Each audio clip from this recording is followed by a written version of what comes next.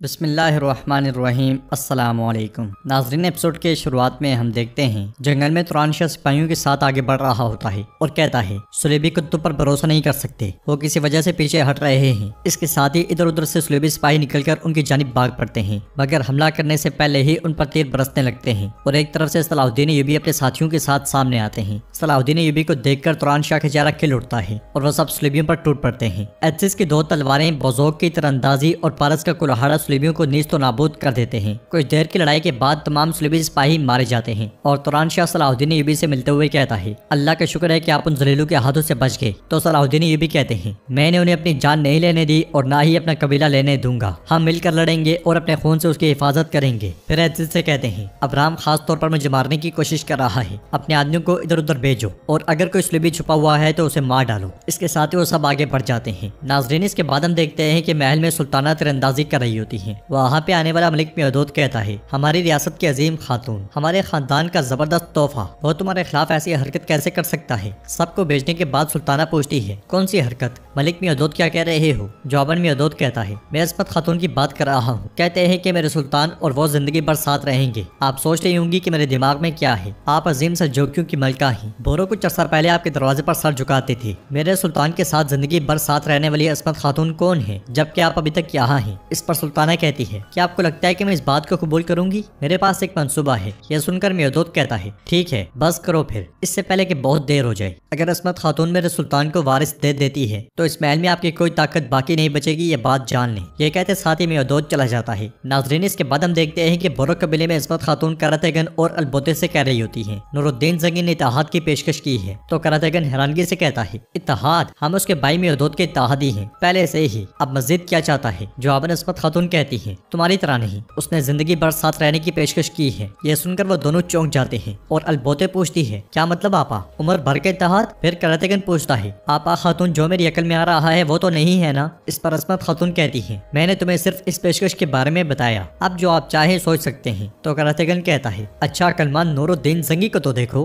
मुझे अपना साला बनाकर मेरी ताकत का फायदा उठाएगा। हाँ, करातेगन को बेवकूफ नहीं बनाया जा सकता, तुम्हारे साथ एक होकर हमारे कबीले से इताअत करवाएगा। जरा देखो तो, मैं इस तरह की किसी भी चीज की इजाजत नहीं दूंगा आपा खातून। तो इस्मत खातून कहती है मेरे सुल्तान नूरुद्दीन के साथ एक होते ही तमाम सदरान अपनी साफ तब्दील कर लेंगे, यकीनन तुम्हारे और मियादूद के मंसूबे बर्बाद हो जाएंगे। तुम्हें असल तकलीफ इसी बात से है। जवाबन करातेगन कहता है क्या आप भूल गई कि उसने बरसों पहले आपके साथ क्या किया था, जिंदगी चुराने वाले के साथ उम्र भर के लिए मुत्तहिद होंगी, क्या हाँ कर दिया आपने। जवाबन इस्मत खातून कहती है मैंने अभी तक कोई जवाब नहीं दिया, इंतजार किया कि तुम रास्ते से वापस मुड़ोगे, लेकिन लगता है कि तुम वापस नहीं मुड़ोगे। अगर तुम ऐसा करना जारी रखते हो तो बोरो का अंजाम परेशान कुन होगा। करातेगन कहता है आप मुझे इस तरह नहीं डरा सकती आपा खातून, मैं अपने रास्ते से नहीं हटूंगा और ना ही नूरुद्दीन जंगी की इस पेशकश को हाँ करूंगा, देखना मैं उसकी चालें कैसे बर्बाद कर दूंगा। इसके साथ ही वो दोनों गुस्से में वहाँ से चले जाते हैं। उधर सलाहुद्दीन अय्यूबी कबीले में जा पहुंचते हैं। उन्हें देखकर घर वाले बहुत खुश होते हैं और बारी बारी वो सबसे गले मिलते हैं। फातिमा खातून और अमीर अय्यूब अल्लाह ताला का शुक्र अदा करते हैं। फिर सलाहुद्दीन अय्यूबी कहते हैं मैंने उन्हें मुआहिदा नहीं करने दिया, हमारा कबीला अब भी हमारा है, लेकिन हमारे पास अब ज्यादा बोझ और ज्यादा खतरात हैं। मैंने सरहद गाजियों को बुलाया, अहम बात हमारा इत्तेहाद है। आज हम सबको पहले से कहीं ज्यादा मुत्तहिद होने की जरूरत है। तो तुरान शाह कहता है फिक्र ना करो भाई, हम अय्यूबी खानदान के तौर पर मिलकर तमाम मुश्किलात पर काबू पा लेंगे इंशाअल्लाह। इसी दौरान सलाहुद्दीन अय्यूबी सुरैया खातून को देखते हैं जो एक तरफ खड़ी काफी परेशान दिखाई दे रही होती है। दूसरी तरफ जंगल से करातेगन सिपाहियों के साथ आगे बढ़ रहा होता है कि इसी लम्हे जंगी सिपाही उसका रास्ता रोक लेते हैं। ये देखकर करातेगन गुस्से से कहता है जंगी के पालतू। फिर घोड़े से उतर कर आगे बढ़ते हुए कहता है देखो मैं पहले ही तुम्हारे सुल्तान पर गुस्सा निकालने आ रहा था, चलो फिर तुमसे शुरू करते हैं। दोनों तरफ के सिपाही लड़ाई के लिए तैयार होते हैं तो मियादूद सामने आता है और करातेगन से कहता है ये चीते के बच्चे हैं करातेगन, भेड़िए के पंजे इन्हें नुकसान नहीं पहुंचा सकते। जवाबन करातेगन कहता है वो तुम्हारा भाई नूरुद्दीन जंगी मेरी बहन पे नजरें जुमाए हुए है और उम्र भर के इत्तेहाद की बात कर रहा है, ये एक ऐसी जसारत है। इस पर मियादूद कहता है मुझे भी अभी खबर हुई। तो करातेगन कहता है फिर मेरे रास्ते से हट जाओ, मैं तुम्हारे भाई से हिसाब किताब कर लूंगा। यह सुनकर मियादूद कहता है तुम मेरे सुल्तान के पास नहीं जा सकते, सलाहुद्दीन कैद से फरार हो गया, जहाँ आपको जाना चाहिए वो सलाहुद्दीन का कबीला है। सुल्तान हमारे मंसूबों को बर्बाद करने के लिए शादी करना चाहता है, वो हमसे तमाम कबाइल को छीन लेने का इरादा रखता है। हम अगर कबाइल हार गए तो हम सलाहुद्दीन की जमीन नहीं ले सकते और तुम सरदारों के सरदार नहीं बन सकते। मियादूद की बात सुनकर करातेगन कहता है पूरी दुनिया ने अपनी नजरें करातेगन के हक पर जमाई हुई है। जवाबन मियादूद कहता है तो फिर उन्हें हक ना जमाने दो, तुम जाकर हुक्म दो और उन्हें बताओ कि तुम में हिम्मत बाकी है। उधर कबीले में सुरैया खातून को गमगीन देखकर सलाहुद्दीन ये भी पूछते हैं तुम क्यों रो रही हो, देखो मैं लौट आया हूँ। तो सुरैया खातून कहती है तुम्हारी गैर गैर मौजूदगी में बहुत सी तकलीफें सही। अब जैसे ही वापस आए हैं तो मेरे अंदर के जज्बात बहने लगे हैं। तो सलाहुद्दीन अय्यूबी कहते हैं, हमने इस सरजमीन को अपनी आंखों के पानी से नहीं बल्कि पसीने के पानी से सैराब करने की कसम खाई थी। शाबाश, अपने आंसू पहुंचे, अपने दिल में मौजूद गम को दूर करें। यह सुनकर सुरैया खातून मुस्कुरा देती हैं। नाज़रीन, इसके बाद हम देखते हैं कि गजा में घोड़ा गाड़ियों पर सलीबी सिपाहियों की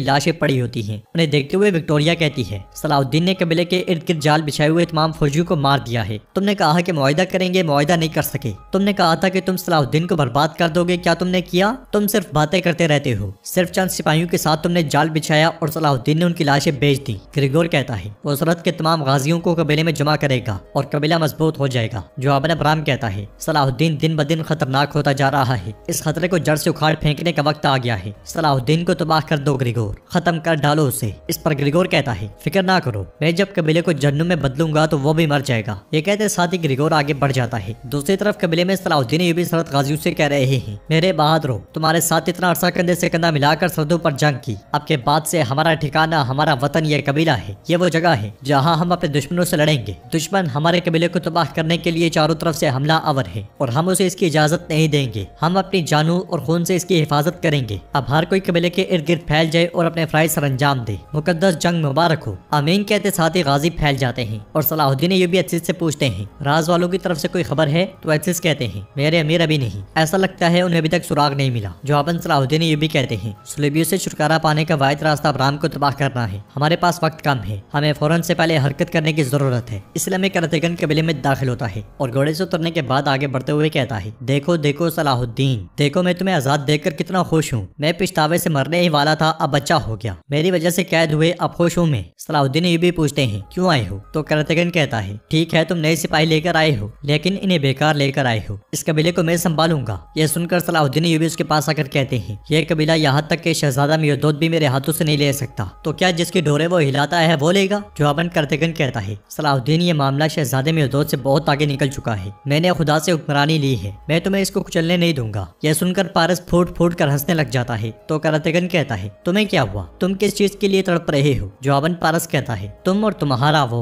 ये कहते साथ ही वो आगे बढ़ने लगता है, मगर सलाहुद्दीन अय्यूबी उसे रोक देते हैं और करतेगन से कहते हैं, देखो मैं तुम्हारा जिंदगी भर का मकरूज हूँ, ताहम वतन जिंदगी से ज्यादा अहम है। मैं कबीले पे गंदी नजरें जमाने वाले की जान ले लूंगा। जवाबन करतेगन कहता है, हम नजरें जमाने से बहुत आगे निकल चुके हैं, अब सिर्फ जब्त करना बाकी है। क्या तुम मेरा हाथ चूमते हुए बैत करोगे? सलाहुद्दीन अय्यूबी पूछते हैं, बैत? वो भी तुम्हारी? तो करतेगन कहता है, हाँ हाँ बैत, कबाइल के आबाद होने के बाद मैं सरदारों का सरदार बनूंगा। अगर तुम रहना चाहो तो रह सकते हो सलाहुद्दीन, रहो, आराम से रहो, लेकिन सरदार आला की बैत करोगे। तो सलाहुद्दीन अय्यूबी कहते हैं, पूरी सलीबी फौज भी मुझे झुका नहीं सकी, तो तुम कौन होते हो मुझसे बैत करवाने वाले? हम सब दुश्मन के लिए तलवारें तेज कर चुके हैं, अगर पंजे आजमाने की कोशिश की तो तुम हमारी तलवारों के खुराक बन जाओगे। जवाबन करतेगन कहता है, सलाहुद्दीन मैं जा रहा हूँ, मैं कबाइल के लिए जगह तलाश करूंगा, मगर मैं आऊंगा और फिर यहाँ पे आकर आबाद हो जाऊंगा। ये कहते साथ ही करतेगन चला जाता है। उधर गजा में कमांडर विक्टोरिया से कहता है, मेरी मलका करतेगन सलाहुद्दीन के कबीले गया। तो विक्टोरिया कहती है, खूब, उसे मारने का सही वक्त यही है, क्योंकि सलाहुद्दीन ने मुआहिदा तोड़ा तो वो गिरने वाले हर खून का इल्जाम उस पर लगाएंगे और वो सब आपस में लड़ते रहेंगे। ये कहते साथ ही वो सिपाहियों के साथ आगे बढ़ जाती है। उधर कबीले के पास मौजूद ग्रिगोर से कमांडर कहता है, सलाहुद्दीन कबीले में है, सरहद गाजी भी पूरे कबीले पर नजरें जमाए हुए हैं। तो ग्रिगोर कहता है, खूब, सरहद गाजियों को रौंद कर आगे बढ़ेंगे, फिर कबीले को जलाकर राख कर देंगे। इसके साथ ही वो सब कबीले की जानिब बढ़ते हैं। कबीले में सलाहुद्दीन अय्यूबी एक तलवार बनाने में मसरूफ होते हैं, इसलिए मैं अमीर अय्यूब वहाँ पे आते हैं। तो सलाहुद्दीन अय्यूबी कहते हैं, इतने अरसे से जो तलवार मैंने उठा रखी थी वो दुश्मन के हाथों में चली गई है बाबा, मैं अपने लिए नई तलवार बना रहा हूँ और अब यही मुनासिब होगा कि अपने बाबा के साथ मिलकर नई तलवार बनाऊं। इसके साथ ही वो दोनों तलवार बनाने लग जाते हैं। दूसरी तरफ हम देखते हैं कि जंगल में कुछ सरहद के गाजी गश्त कर रहे होते हैं, मगर वहाँ पे आने वाले ग्रिगोर और उसके साथी तीरों से उन्हें मार डालते हैं। फिर जैसे ही आगे बढ़ते हैं तो दोनों तरफ से सरहद के गाजी छलांगे लगाते हुए उनके सामने आ जाते हैं। ये देखकर ग्रिगोर कहता है, गात लगाई गई है, सबको मार डालो। देखते ही देखते वहाँ पे लड़ाई शुरू हो जाती है। सरहद के गाजी भरपूर अंदाज में लड़ते हैं और सलीबियों पर हावी दिखाई देते हैं। वो कई सलीबियों को जहन्नुम वासिल कर देते हैं, मगर इसी लम्हे उन पर तीर बरसने लगते हैं और देखते ही देखते बहुत से सरहद के गाजी मारे जाते हैं। तीर मारने वाले भी सलीबी होते हैं जो भागते भागते वहाँ पहुँचते हैं। लड़ाई के अख्ताम पर ग्रिगोर कहता है, ऐन वक्त पर जाल के अंदर जाल इस तरह बिछाया जाता है, अब इनके कपड़े ले लो, सलाहुद्दीन और उसके कबीले को खत्म करने का वक्त आ चुका है। ये सुनते साथ ही सलीबी सिपाही उनके कपड़े उतारने लग जाते हैं और नाज़रीन इसके साथ ही एपिसोड भी इख्तिताम पजीर होती है। अगर आपको वीडियो पसंद आए तो वीडियो को लाइक करें, चैनल को सब्सक्राइब करें और बेल आइकॉन पर लाजमी से क्लिक कर दें।